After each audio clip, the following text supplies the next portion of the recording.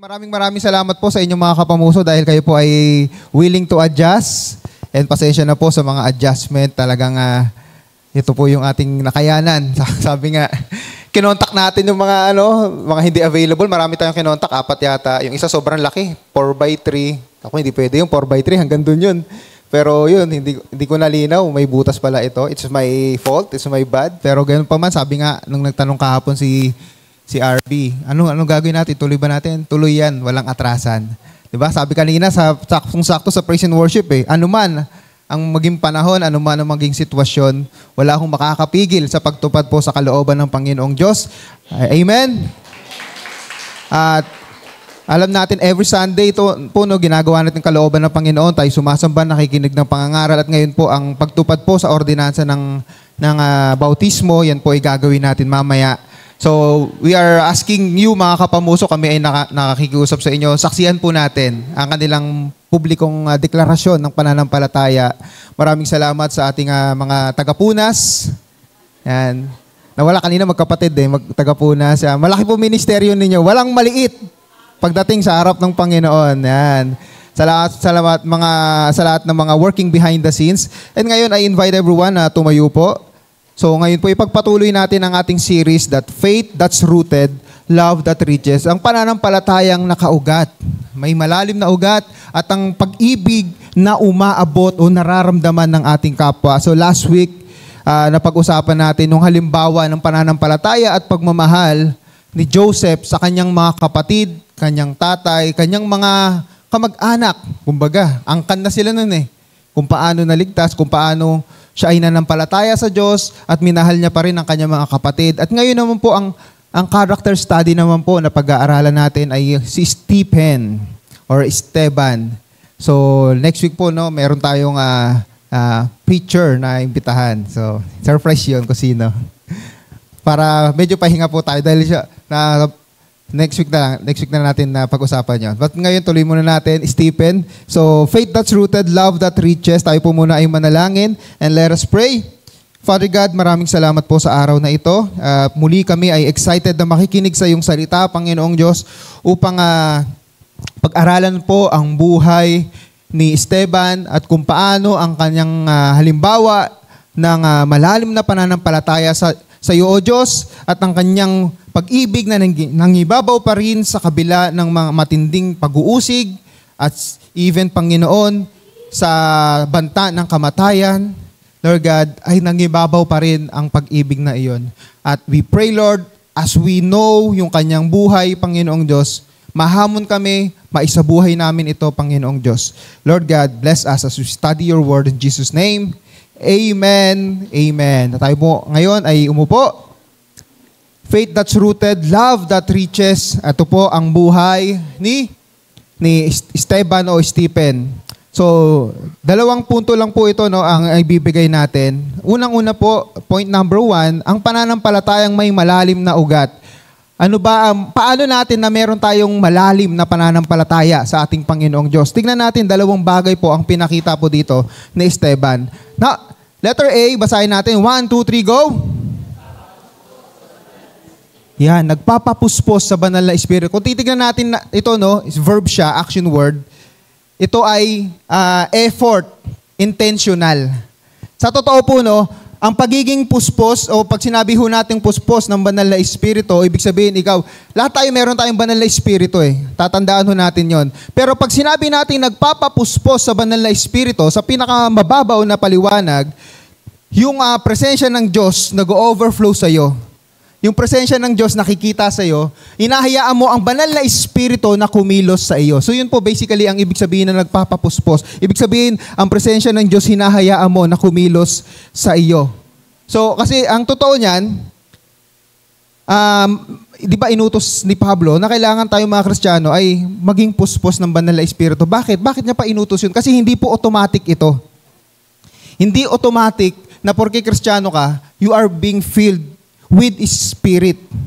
At yun po yung kung nasaksihan po ninyo yung ating night praise, mayroong mga palatandaan dun na ikaw ay puspos ng banal na espiritu. The fruit of Spirit, kapag ikaw ay puspos ng banal na espiritu, ito yung mga fruits, lalabas siya, love, joy, peace, patience, kindness, goodness, faithfulness, gentleness, self-control. At dito po sa kay Stephen, talagang malalim ang kanyang pananampalataya sa Diyos. At ang palatandaan na yon ay puspos siya ng banal na espiritu. So titignan natin dito, no? Sa Acts chapter 6, makikilala natin si Esteban. Sabi dito, so ano po yung problema dito? Mayroon pong problema. So mamaya i-discuss natin. Ito yung verse 5 muna. So mang-ayon ang lahat ng mga alagad sa sinabi ng mga apostol, kaya pinili nila si Esteban na puno ng pananampalataya at puspos ng banal na espiritu. So meron ho kasing problema dito, mamaya ko na lamang po ikikwento kasi madadaanan naman natin. Pero dun sa problema nila dito, ang solusyon na nakita ng mga apostol, sila Pedro, sila Juan, ng mga apostol Lord Jesus Christ, hindi namin pwedeng pabayaan yung aming ministeryo. Ano yung ministeryo nila?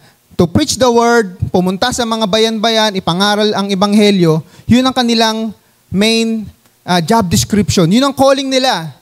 At hindi namin ito, mahalaga rin itong ministeryong ito. So ngayon, sabi ng mga apostol, pumili kayo ng mga tao na puspos ng banal na espiritu.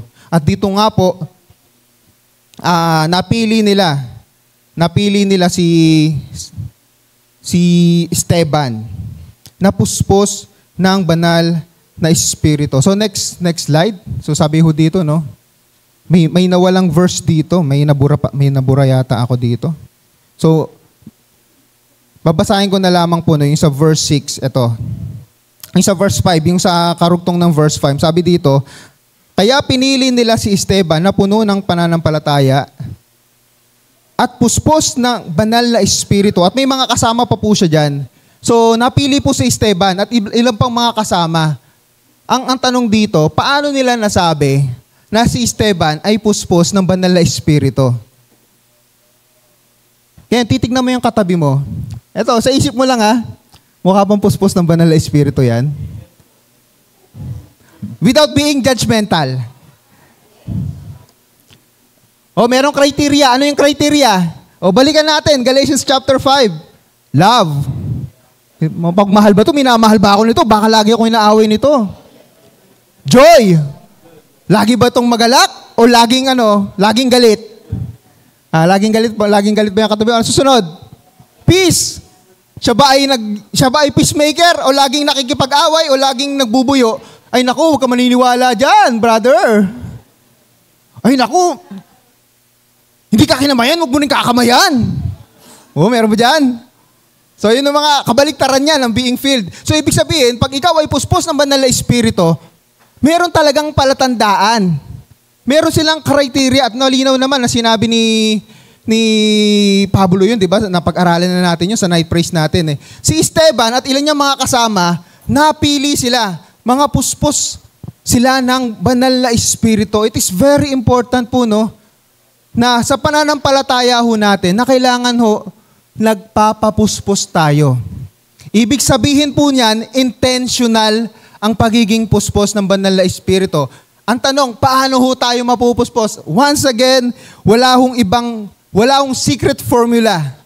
Hayag po yan. Lagi nating sinasabi, read your Bible and pray every day, attend worship services, sa mga discipleship natin, lahat yan makakatulong yan.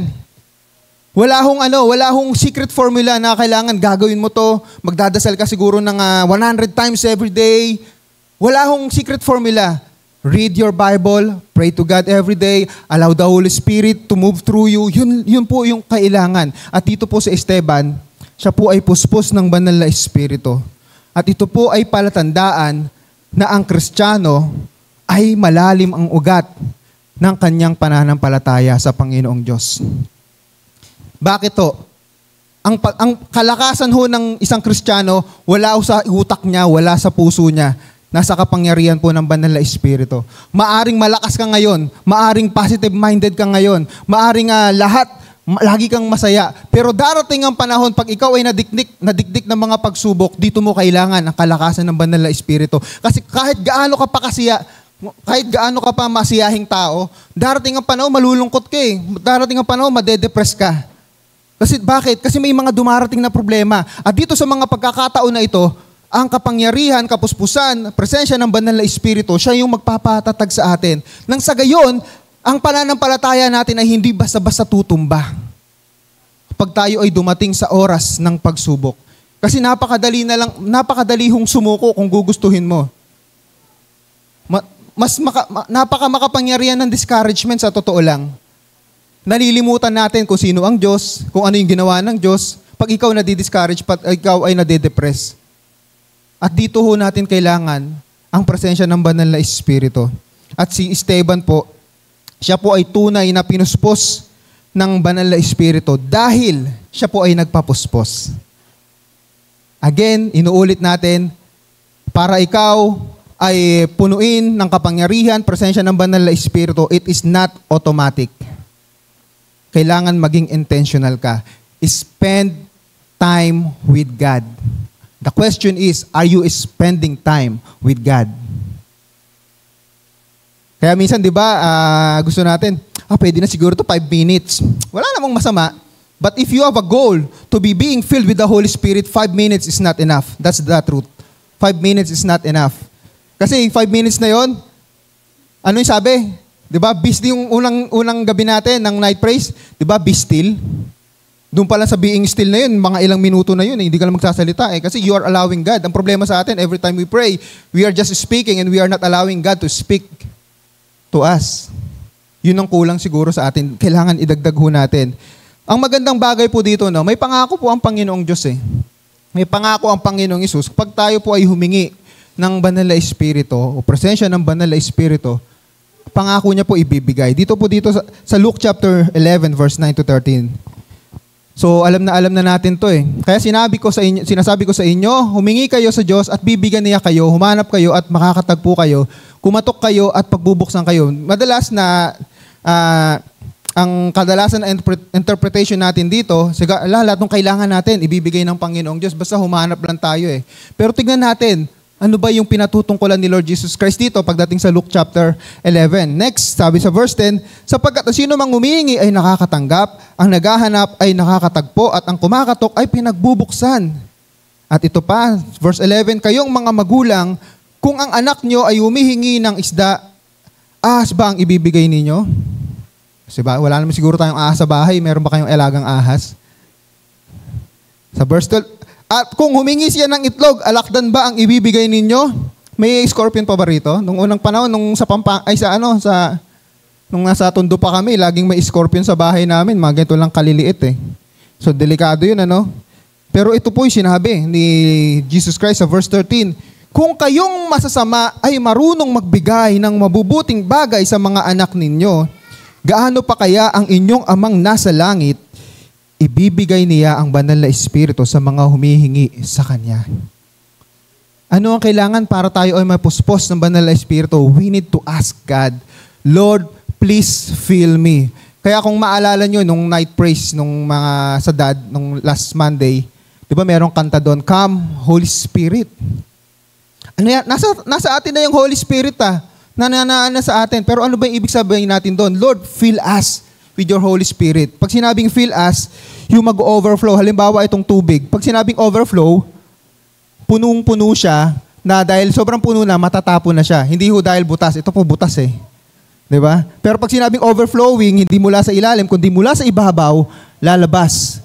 Ibig sabihin, yung natural na lalabas sa'yo, yung katangian at character ng Holy Spirit. At yun yung nakita nila kay Esteban. At yun po ay palatandaan na ikaw ay merong malalim na kaugat na pananampalataya.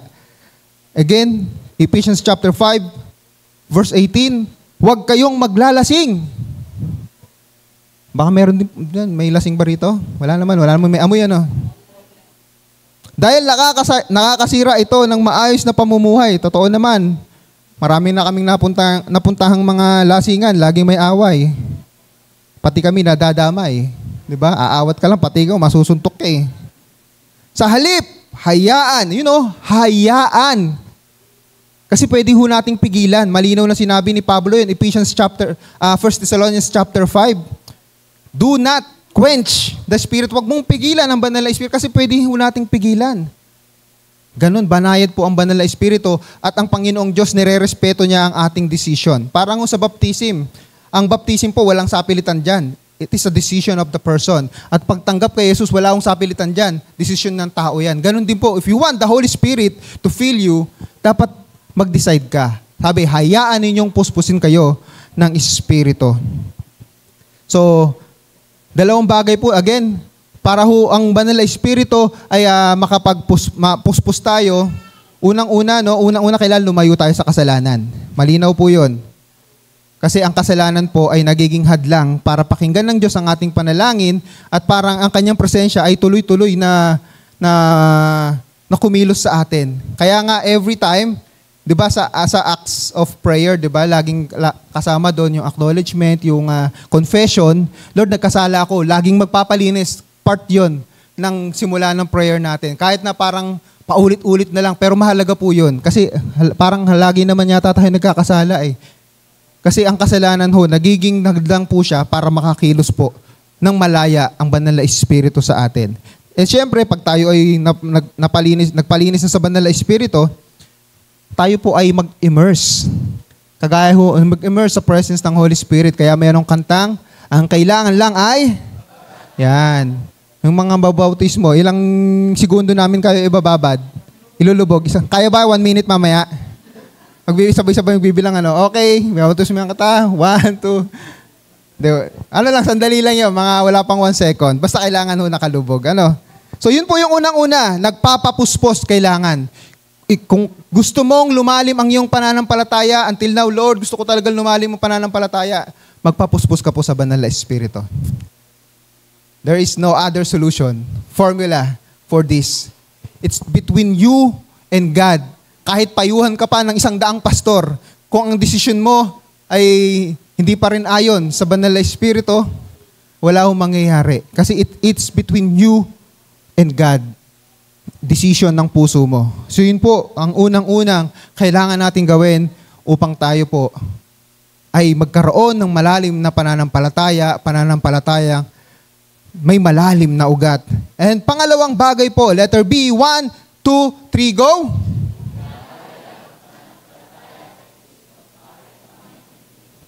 Yan. Ibig sabihin po, in other words, hindi ka nahihiya na Kristiyano ka. Mahiyain ka ba? Okay lang maging mahiyain, Pero ibang bagay po, pag kinahihiya mo na Kristiyano ka. Actually, nung unang panahon, mas mas kumbaga, quote and quote, mas malakas ang temptation na mahiya nung unang panahon. Kasi, nung unang panahon talaga tinutukso. Unlike ngayon, ang dami ng mga celebrity, Gary V, marami ng mga celebrity na nagiging Kristiyano, Manny Pacquiao. Siyempre, proud na proud ka na. Yes, Kristiyano ako. Pero nung unang panahon po, hindi ho madaling ipahayag ang iyong pananampalataya. Kagaya nga ng sinabi natin before, tayo po ay binabato dito dati. So, iilan lang yung mga nakaabot noon. Nagpe-praise and worship dahil siguro naiingayan. May bukod sa mangga, may bato ho talagang bumabagsak. So, dito ho, si Esteban po, ipinahayag niya ang kanyang pananampalataya kay Kristo kahit may matinding opposition. Alam ba ng katrabaho nyo na Kristiyano kayo? O nagkakagulatan, ay Kristiyano ka pala, ang lakas mo kasi magmura. O sa classmate nyo, alam ba na Kristiyano ka? Ay Kristiyano ka pala, ang lakas mo kasi mangopya.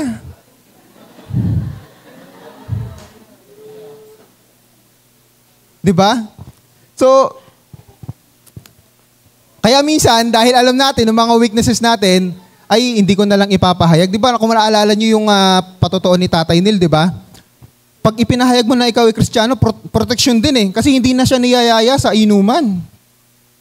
Protection din yun eh. Kristiyano ako. Huwag yun na akong ngayain. Magkakaibigan naman tayo. Huwag lang dyan sa inuman. Di ba? O, sabihin nyo na sa classmate nyo, Kristiyano ako, kaya di na ako mangongopya.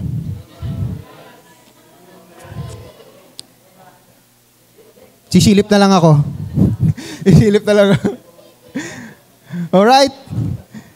So tignan ho natin dito, no? So, makikita natin dito sa Acts chapter 7, dahil po si Esteban po ay na-persecute na siya eh. Nangangaral siya, hinuli siya ngayon ng mga religious leaders at lahat ng mga kalaban ng mga mananampalataya. At si Esteban po yung nahuli. Dahil puspos siya ng banal na espiritu, eh talagang pinapangaral niya ng buong katapangan ang mensahe.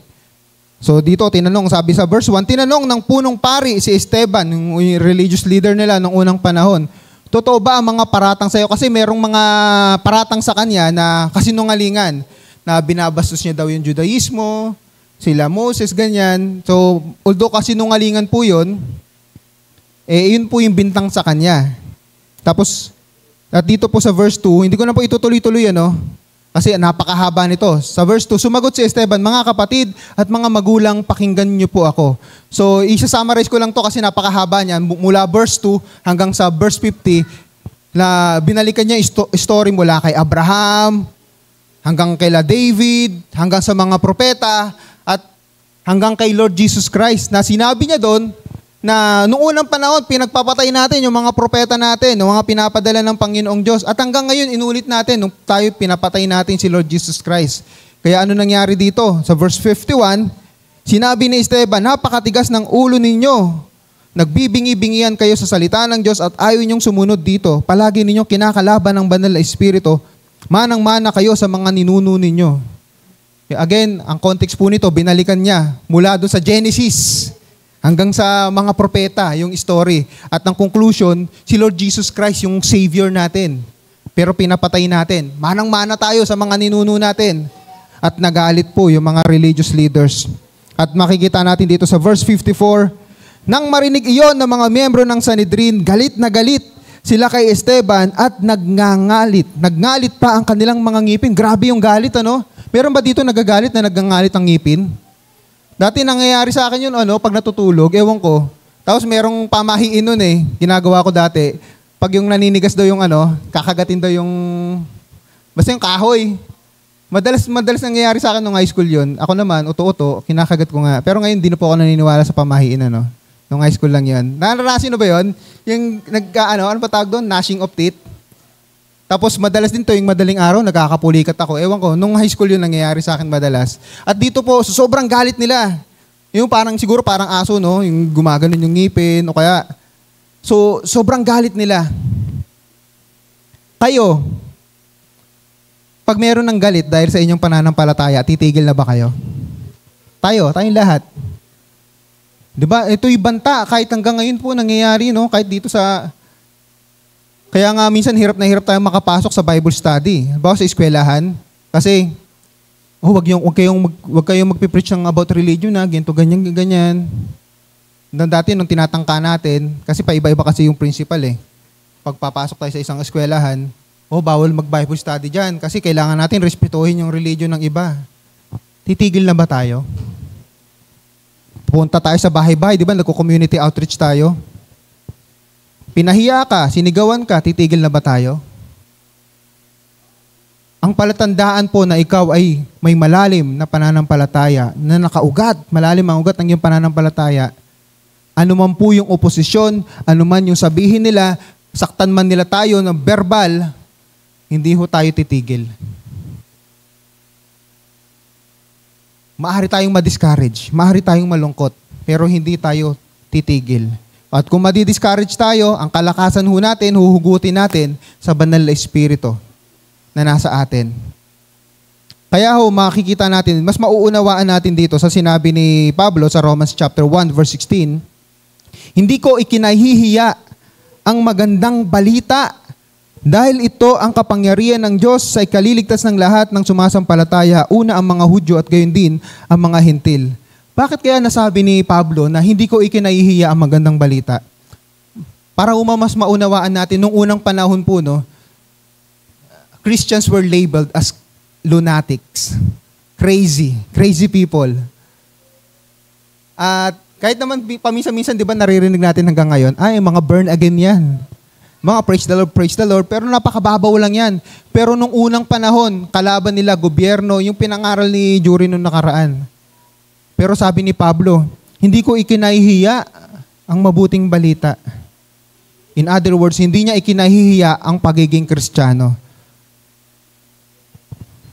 Sa Facebook natin, are you proud that you are a Christian? O panay TikTok lang? Sabi ni Elisha, TikTok. Puro TikTok lang kayo. And tingnan natin dito sa last verse, 2 Corinthians chapter 5 verse 13. Sabi ni Pablo ulit, kung magmukha man kaming nasisiraan ng bait. Bakit niya nasabi yon? Kasi ganun ho talaga ang turing sa kanila. Ang mga Kristiyano nasisiraan ng bait. Bakit? Kasi nung unang panahon, kabaliwan po ang maniwala na ang isang taong namatay, tapos sasambahin mo, tapos sinasabi mo yung namatay na ito, muling nabuhay. Hindi ho kasi kapanipaniwala talaga ito nung unang panahon. Kaya ang turing sa mga Kristiyano, mga nasisiraan ng bait yan. Ba't mo tinuturing na Diyos na taong namatay? Ganun ho ang turing sa kanila. Kaya sabi dito ni Pablo, kung magmukha man kaming nasisiraan ng bait, ito'y para sa Diyos. At kung kami naman ay matino, ito'y para sa inyong kapakanan. Ang Kristiyanong may malalim na ugat na pananampalataya, proud siya kay Kristo. Proud siya sa nagawa o ginawa ni Kristo sa buhay niya. Ikinagagalak niya na siya ay Kristiyano. Sana humasumpungan sa atin yon. Kasi ngayon hindi na kasi tayo nakakahawak ng Bible. Kasi dati nung pupunta kami ng church, meron akong kasama nun, nahihiya, laki ng Bible hawak-hawak Kaya patago sa bag ko, nahihiya daw. So, naiintindihan naman natin kasi mga kabataan pa kami nun. At talaga nung unang panahon talaga, tinutukso talaga pag Kristiyano ka sana hindi humasumpungan sa atin ito. Dapat we must be proud of our faith in Christ. Kasi ang ipinagmamalaki ho natin, hindi yung sarili natin, kundi si Kristo po. Okay? So yun po yung dalawang bagay na ipinakita ni Esteban na kailangan ho nating tularan. Ang Kristiyano na may pananampalatayang may malalim na ugat, nagpapapuspos sa banal na Espiritu, at ipinapahayag ang kanyang pananampalataya kahit pa po matindi ang oposisyon.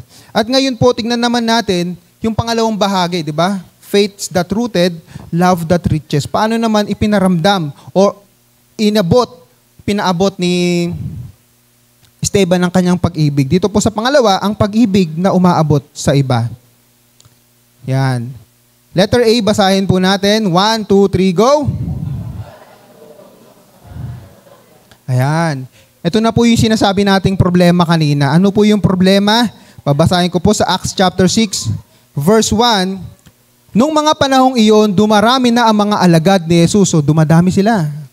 Sipag kasi nila mag-evangelize Nagreklamo ang mga Hudyong nagsasalita ng mga Grego laban sa mga Hudyong nagsasalita ng mga Hebreyo. Ito'y sa dahilang napapabayaan. Ano po yung problema? Ito yung problema. Ang pang-araw-araw na rasyon para sa mga byuda sa pangkat nila. Nung unang panahon po kasi, sinusuplayan po ng pagkain ang mga widow. At makikita ho natin, meron pong utos sa Old Testament pa nga, di ba? For example, yung sa yung sa Genesis 38, si Judah, di ba, meron siyang anak, namatay yung kanyang panganay, pero nagpakasal siya. So kailangan, yung pangalawa, yung sumunod, kailangan pakasalan yung asawa. Ganun yung utos. Hanggang sa pangatlo, utos po yun sa Old Testament, si Deuteronomy chapter 25. Bakit po kaya inutos ni God yun? Ngayon po, hindi po applicable yun, Hindi po applicable yun.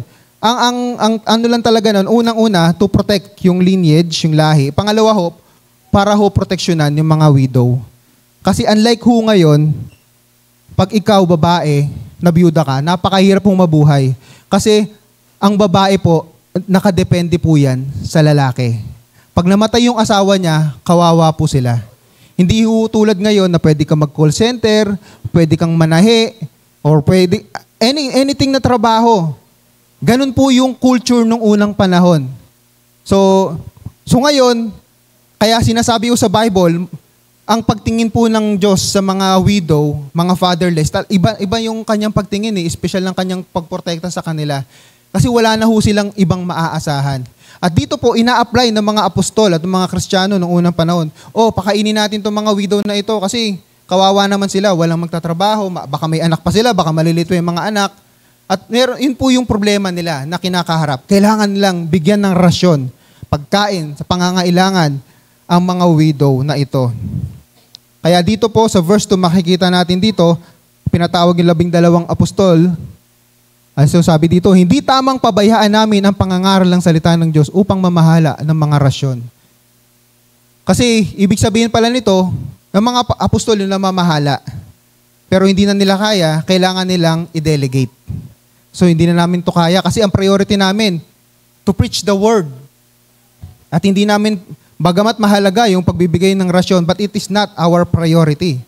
Sa kailangan, alam po natin yung priority natin. Dito sa verse 3, at nabasa na natin kanina, kaya mga kapatid, pumili kayo sa mga kasama ninyo na 7 lalaking may malinis na pangalan, puspos ng banal na espiritu, karunungan, sa kanila namin ibibigay ang tungkulin ito. So yun, ipinasa na nila, i-delegate na nila.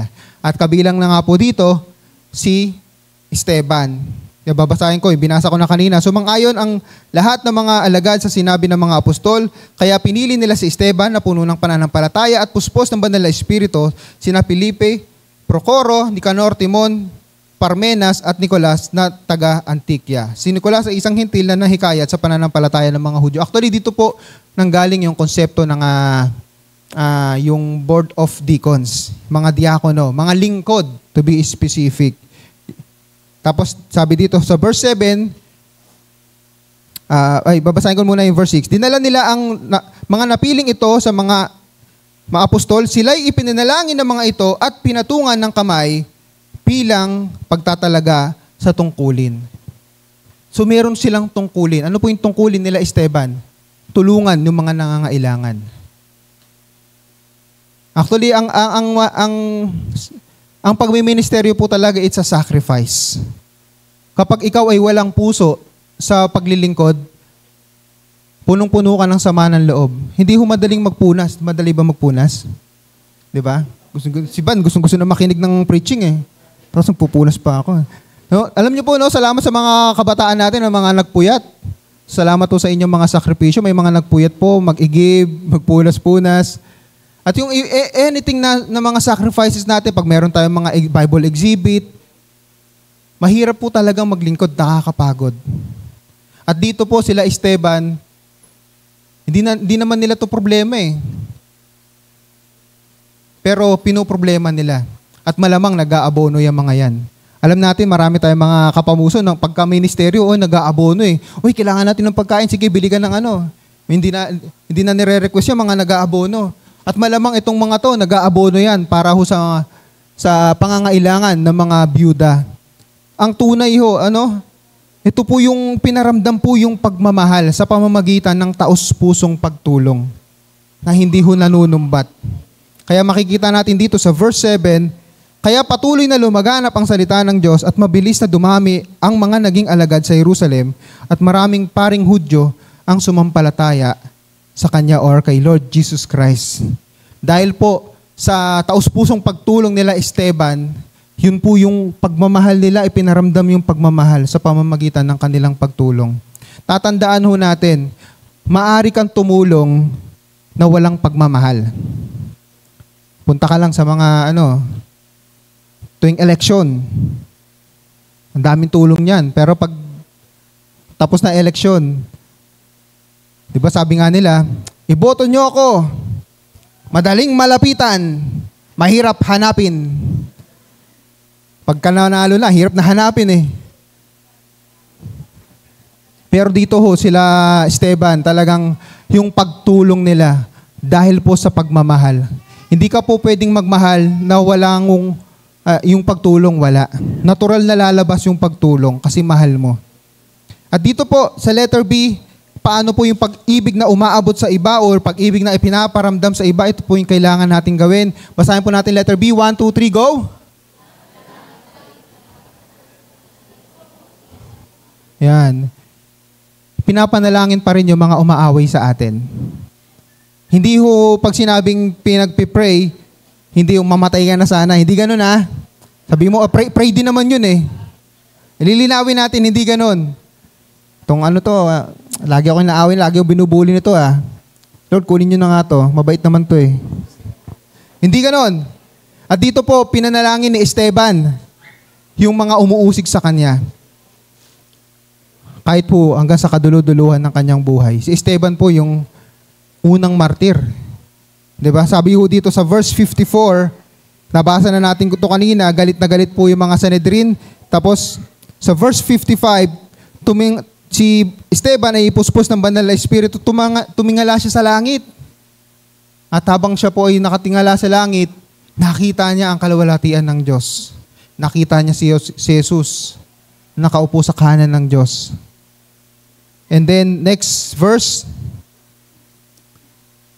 sabi ni Esteban, tingnan ninyo, nakita akong bukas ang langit at nakatayo ang anak ng tao sa kanan ng Diyos. So, matindi na yung kanyang persecution na nararamdaman. Galit na yung mga taong nakapaligid sa kanya. Yung mensahe pa rin ng Diyos, yung nangingibabaw. Naalala ko dati, nung ako po yung nabarangay, napagbintangan akong I was 12 years old yata, 13 years old noon. Napagbintangan ako nagnakaw ng pintura noon sa San Vicente. Grabe yung mga yung mga tambay Parang gusto kong bugbugin Nasa ako noon. Kaya galit na galit ako yung Mang Andres noon Kilala ba nila Nanay Lourdes yun? Pero friends na namin yun. Friends na yung mama yun Kasi si Mang Andres Yun nung humuli sa akin, pinagbintangan ako nagnakaw. Pero hindi naman, 2 linggo pa lang kami sa Angono Gusto ko sunugin yung lugar nila Kaso nga lang, magkakatabi yung bahay na yun Sila Mang Andres, sila Arayat, yung mga taga San Vicente, baka kilala nila. So yun. At dito po, talagang pinapahayag niya pa rin yung kanya nakikita. And next verse, kaya tinakpan nila ang kanilang mga tainga habang sumisigaw ng malakas at sabay-sabay nilang sinugod si Esteban. Sinugod na si Esteban. Siguro, punta na tayo dito sa shortcut na tayo sa dulo. Ay, sige, verse 58 tayo. Kinaladkad nila siya palabas ng lungsod at pinagbabato samantalang hinubad ng mga saksing laban kay Esteban ang kanilang balabal at iniwan sa paanan ng isang binatang ang pangalan ay Saulo. Ito po si Pablo, Ang hirap po nito, yung babatuhin ka hanggang sa mamatay. Tamaan ka nga lang na isang bato sa ulo, masakit na Isipin mo yung unti-unti kang pinapatay. Kaya nga mas maganda pa yung guillotine. Alam mo yung guillotine? Di ba yung nakaganyan yung ulo mo? Tapos may ibabagsak na Mas maganda pa yun sandali lang Tapos na yung sakit mo Ito, pinagbabato ka. Ilang minuto ka pa bago mamatay. Diba? Ilang minuto Tatamaan ka muna ibang bahagi. Kaya yung iba, mas gusto yung lethal injection. Diba? Tutulog ka lang, hindi ka na magigising. Pero ito, pinagbabato hanggang mamatay. Pero ito po, paano po pinaramdam ni Pablo yung kanyang pag-ibig? So, sabi dito sa verse 59, habang binabato nila si Esteban, nanalangin siya. Ano yung panalangin niya? Panginoong Isus, tanggapin niyo po ang aking espiritu. Tanggap na ni Esteban, mamamatay siya. Pero ito pa, may pahabol. Pagkatapos, lumuhod siya at sumigaw ng malakas, Panginoon, huwag niyo po silang papanagutin sa kasalanang ito. At pagkasabi nito'y namatay siya. Bago pa siya malagutan ng hininga, pinanalangin niya na yung mga umuusig sa kanya. Ang totoo, napakahirap gawin ito. Kaya niyo bang ipanalangin ng mga taong umuusig sa inyo? Kaya niya bang ipanalangin ng mga taong gumagawa ng atraso ng paulit-ulit sa inyo? Sabihin na natin, bakit kaya lagi ako sinisiraan nito? Wala naman akong ginagawa. Bakit kaya lagi akong di pinapansin nito? Pagkamayan, hindi ako kinakamayan. Pagbatian, hindi ako binabati. Tapos nagpaparinig sa Facebook. Siguro galit na galit ka na gaganti din ako, mag-open ka na ng cellphone mo. Tapos may mga blind item ka na. Diba? Para ka si Christopher Min May pa-blind item. Pero ang tunay na napupuno ng pag-ibig, napupuspos ka ng banal na espiritu, napupuno ka ng pag-ibig, kaya mong ipanalangin yung mga taong umuusig sa iyo. At sa totoo lang po, ito po ang hinangaan ng mga tao nung unang panahon. Ito po ang dahilan kung bakit dumami ang mga Kristiyano kahit pa nakakaranas sila ng matinding pag-uusig. Naalala niyo yung sa Gladiator? 'Di ba yung sa Gladiator, yung merong Roman theater? Tapos yung Yung mga Kristiyano doon, nilalagay doon, pinapakain sa mga leon. Alam niyo yun, napanood niyo na yun? Kasi nung unang panahon po, kasi yung mga nilalagay doon, mga kalaban ng gobyerno, mga nakagawa ng krimen, at dahil nga ang mga Kristiyano pinagbibintangan na gumagawa ng krimen, merong isang nanay na siya po ay nagpapadede. So tuwan-tuwa yung mga tao. Bakit? Kasi papatayin Kasi alam ng mga tao, mga kriminal to, mga Kristiyano to, may ginawa sigurong masama. Pero habang nakadipa yung babae, nakadipa ang kanyang kamay, nananalangin, tapos lumalabas na yung mga leon, nakita ng mga tao, mga nanonood, tuwan-tuwa pa sila, may tumutulong tubig. Ibig sabihin, gatas. Napaisip yung mga tao. Kriminal ba talagang mga to? Parang nanay lang yan na nagpapadede. Habang pinapatay yung mga Kristiyano, napapaisip ngayon ng mga tao. Anong meron kay Jesus? Bakit willing silang mamatay? At kulad po ni Esteban, dahil sa kanyang nangibabaw ang pag-ibig, nangibabaw ang pagpapatawad, nangibabaw pa rin ang kapakanan, pananalangin para sa kapakanan ng mga umaaway sa kanila, dumami po ang mga mananampalataya. Again, hindi ho madaling magpatawad. Hindi ho madali na magpasensya. Mas madaling magalit, mas madaling gumante. Pero ito po ang inuutos sa atin ni Kristo. At paano ho natin gagawin? Hihingi ho tayo ng tulong sa Banal na Espiritu na puspusin tayo ng Banal na Espiritu. Hindi ho natin kayang baguhin ng kapwa natin. Pero kung tayo po kayang baguhin ng Diyos, kaya pong baguhin ng Diyos ang puso natin. Sabihin natin, Lord, tulungan mo akong magpatawad. Lord, tulungan mo akong ipanalangin ng mga umaatraso sa akin. Lord, tulungan mo ako na ipanalangin ang kaligtasan ng mga taong nananakit sa akin.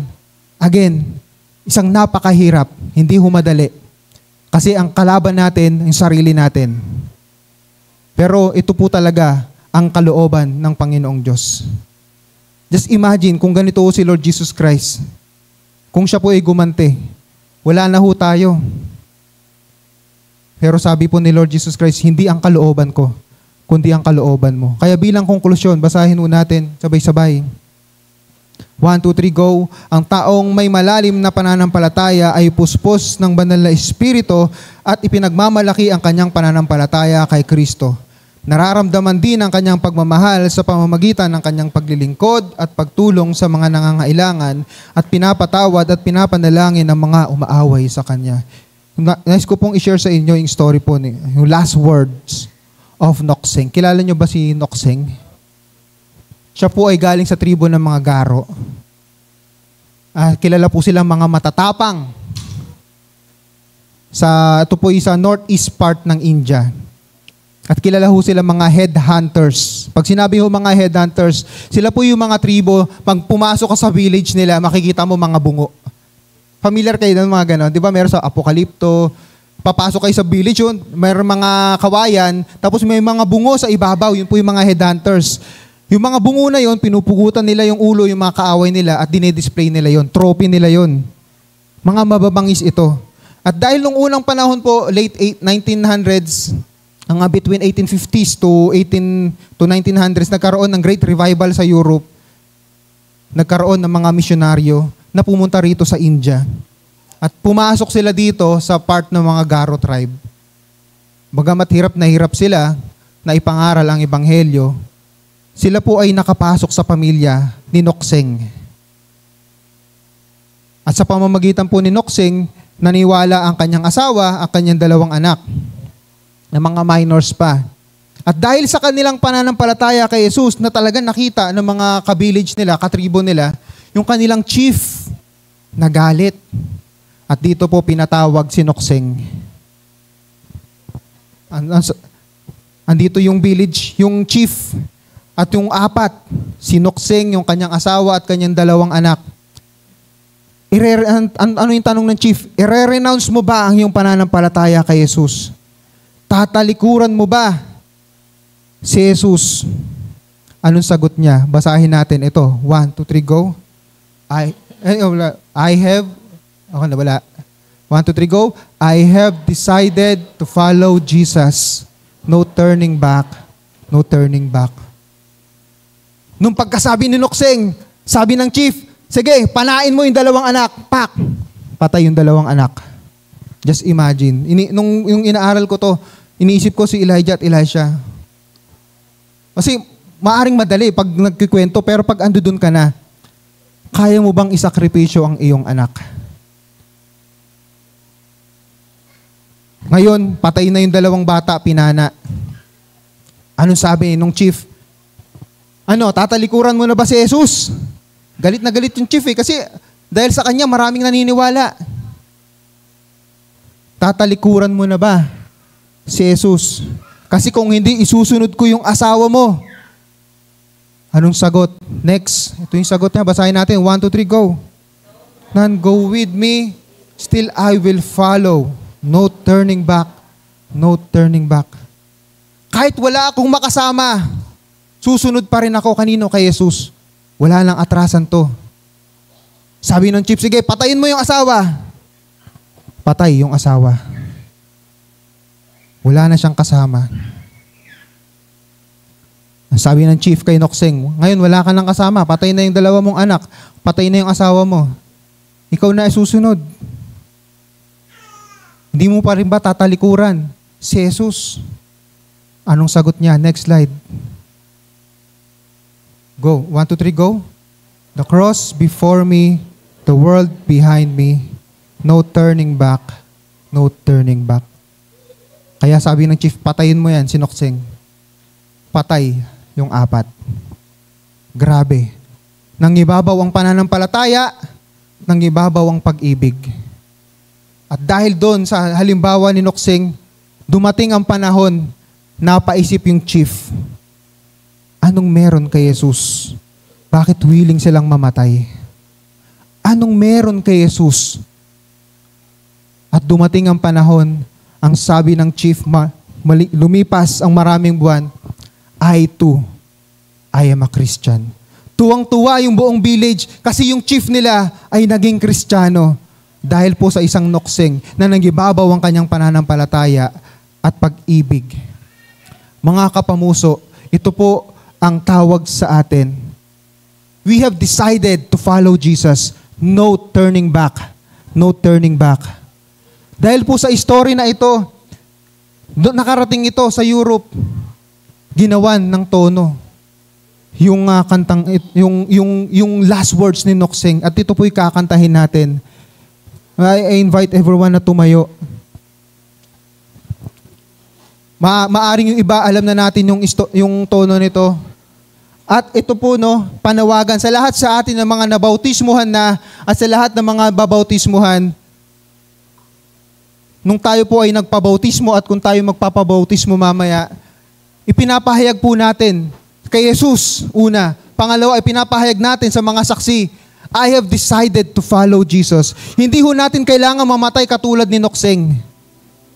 Hindi ho natin kailangan mamatayan ng mahal sa buhay. But we can follow Jesus. No turning back. No turning back. Lord Jesus, thank you, Lord. I have decided to follow Jesus. I have decided to follow Jesus. I have decided to follow Jesus. No turning back. No turning back. Though none go with me, still I will follow. Though none go with me, still I will follow. Though none go with me, still I will follow. No turning back, no turning back. The cross before me, the cross before me, the world behind me, the cross before me, the world behind me, the cross before me. No turning back, no turning back. I have decided to follow Jesus. I have decided to follow Jesus. I have decided to follow Jesus. No turning back, no turning back. Yes, Lord, no turning back. We have decided to surrender our lives to you, Panginoong Diyos. Kaya ngayon, Lord, mamaya sasaksiyan namin ang gaganaping bautismo, Panginoong Diyos. Sa amin na nabautismohan na, Panginoon, magsilbing paalala ito sa amin, Lord, that we have decided to follow you, Lord Jesus Christ. Na anuman yung maging desisyon namin, na anuman yung tatahakin namin, sa lahat ng yun, Panginoon, we must remember that we are your followers, Lord Jesus Christ. At sa mga babautismoan, ang kahulugan ng pagbabautismo, inilibing, namatay kasama ng mga kasalanan, binuhay na muli ni Kristo at binigyan ng bagong pagkatao. Lord, we have decided to follow you, Lord Jesus Christ. No turning back to the world of sin. No turning back to our past na iyon ang pinatawad. Pinagaling nyo na po kami, Panginoong Diyos. Nilinis nyo na kami, pinatawad nyo na kami, Panginoon. No turning back to that world, but following you, the cross before us. I have decided to follow Jesus. I have decided to follow Jesus. I have decided to follow Jesus. No turning back. For the last time, I have decided to follow Jesus. I have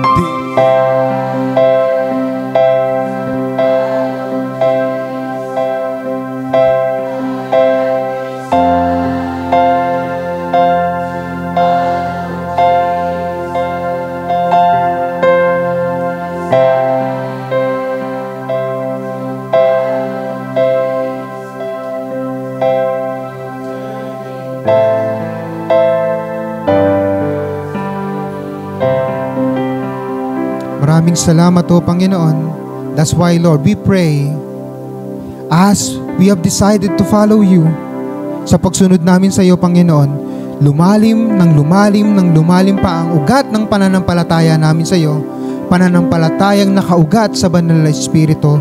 At sa aming pagsunod sa iyo, Panginoong Hesus, lumalim at lumakas pa ng lumakas ang pagmamahal na mula sa banal na Espiritu, nang sa gayon ang pagmamahal na ito ay maiparamdam namin sa aming kapwa, maiparamdam namin sa mga nangangailangan, at higit sa lahat, ang pagmamahal na ito ay maibalik namin sa iyo, Panginoong Hesus. Maraming salamat po. We have decided to follow you, Lord God, and we have decided following you with faith that is rooted and with love that reaches. In Jesus' name we pray. Amen and amen.